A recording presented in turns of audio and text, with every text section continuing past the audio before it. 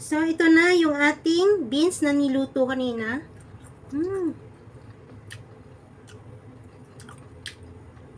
Sarap. Let's cook with Miriam. We cook simple and easy Chinese and Filipino recipes. Please subscribe and hit the notification bell for more updates. Ito yung gagawin natin sa ating string beans. Ay kunin natin itong dulo at saka ito yung dulo.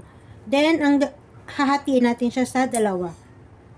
So, uulitin mo lang to hanggang sa maubos mo lahat hati-hati. Dalawang hati lang pwede na.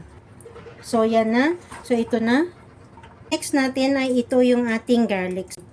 So, ganito. Dahil konti lang naman yung beans natin. So, okay na itong 5.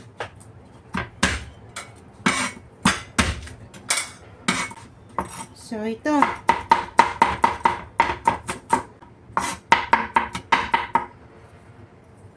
So, yan. So, first ay maglalagay tayo ng butter. Tapos, lagyan nyo siya ng konting oil para hindi masunog yung butter. Then, ilalagay nyo na yung garlic.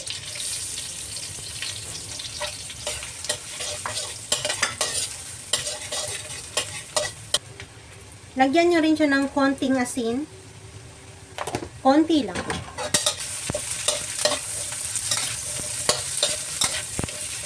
So, pag nagtatakip pala kayo, ay kailangan is konti lang yung apoy.